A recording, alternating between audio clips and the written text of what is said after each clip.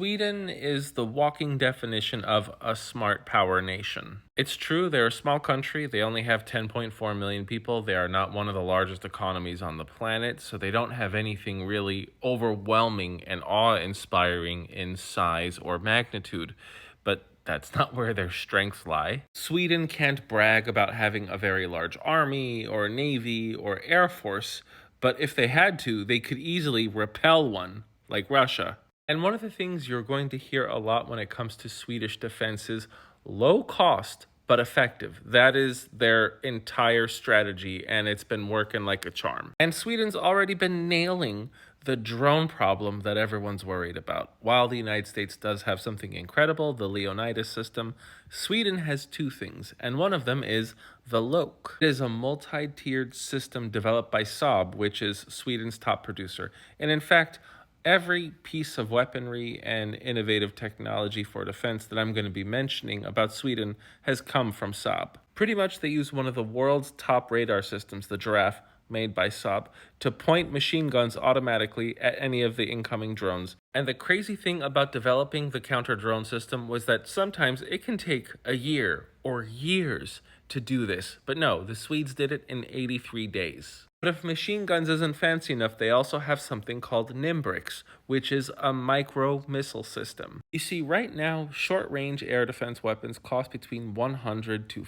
$500,000, and using them to take out $1,000 or $2,000 drones, yeah, it's not really sustainable. But Sweden's Nimbrix system can produce a cartridge of 6 micro-missiles, and that cartridge costs about 1/10 to 1/20th of that traditional short-range weapon system. So if each cartridge of 6 costs a few $1,000s, that means one of those micro-missiles is much cheaper than even the cheapest drone that Russia's using. To top it all off, the Swedish Nimbrix system can sense and target these drones coming from 5 kilometers away, so about 3 miles. I don't know what the Swedish are eating or drinking or just what books they're reading to get their brains to this level, but they are the only ones who are capable of getting a Sterling engine and successfully putting it in a submarine. That's called the Gotland-class submarine, and it is one of the stealthiest, most deadly pieces of military equipment.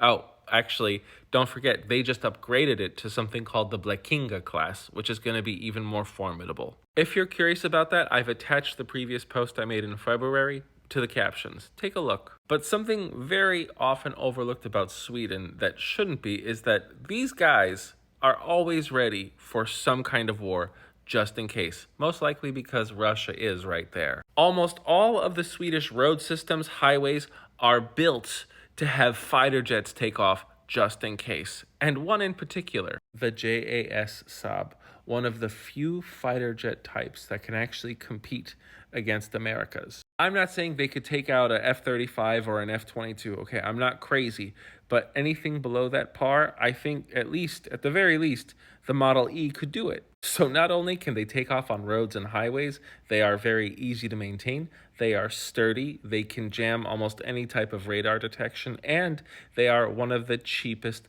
planes to fly per flight hour. Like I said, Sweden manages to make extraordinarily competitive gear for a fraction of typical costs. And right now, the only fighter jet that can boast this type of dispersed takeoff would be the Russian MiG-29, which is over, 40 years old? And it looks like these Swedish fighter jets are going to be joining Ukraine's military fleet.